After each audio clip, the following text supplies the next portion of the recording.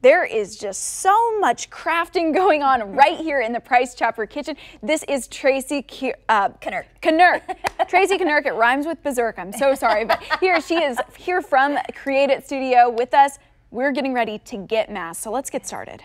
Okay, all right, so we have this plague mask for you to decorate. Okay. So, and we have all kinds of stuff for you to do that with. And you just told me such interesting history of this. It's not just like a fun thing that you put on for Halloween. No, the plague mask was originally back in the days of the bubonic plague, when doctors would wear them and they had the really long noses so that they would stuff them with herbs because they thought that the plague was that you could, what am I trying to say? That it was airborne.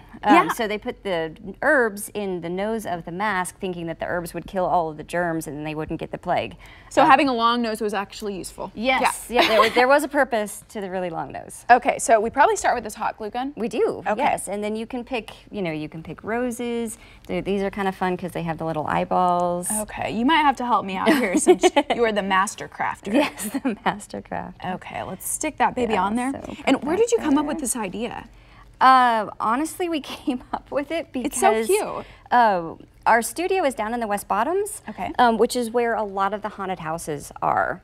And it's such a huge part of the West Bottoms, like all of the haunted houses and the escape rooms, and they play scary music all the time during the season and everything. And we just thought it would be fun to do something that would kind of go along with that. And I think the plague masks are fascinating, and I think the history of them is fascinating. So it just sort of all came about that way, I guess. So I never knew the history of it, but I really like that you made mine purple and not so spooky. Yes. I'm a K-State fan. Nice. Love it. You knew me too well.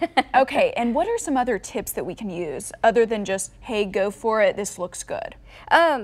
Honestly, the thing about them is that you can bring your own personal style to them. So like this one that we did the sample of, we did a little bit more of the steampunk style. Okay. And the one that you're doing here is, it's the purple and it's a little, although with the eyeball it's still, I don't know that I can maybe. And the steampunk thing actually is really cool, and you know how to make that with that machine. We do. We actually have this die cutting machine that uses these dies to cut different things. So I brought one here to show you. So we have the die, and this is just chipboard that we have, and it's just kind of then you can paint it. So we have metallic paint so that you can make your gears look more metallic. You can paint them any color you want. So, and that's what you did with the example. The gears there are all made on this machine just like this, and then painted with black and then a metallic gold paint. See, I like this guy because I can give myself some height. Nice. No additional little That's awesome. Little glitter stems coming out at the top.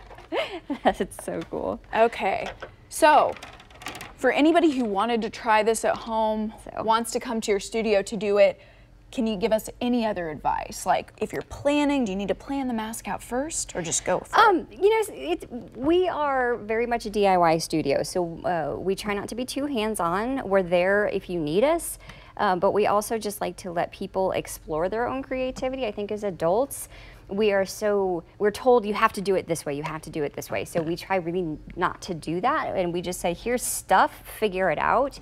And people are always just like, oh my gosh, I can't do that, I can't do that. And then you just kind of watch them, and they're just like, oh, well, I can try this and see what happens. And if it doesn't work, then it's okay. See, that's like me, because I didn't think that I could create a mask, and this looks pretty good. It's awesome. But you also have a wreath that you're doing. Can we take a look at that? No. Oh, yes. Yes, you can. We got it. I didn't bring one. No, that's a cue for production, not you. Yeah. Sorry. Yeah, look how beautiful that is. That's so fun. How did you make it? Well, this is part of the workshop that we're doing this Friday night, so if you want to come and make these, please do.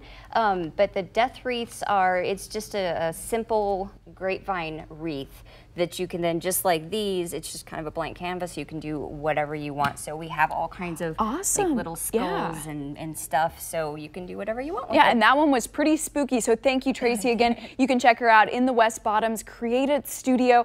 That workshop is actually this Friday at 7. Bill?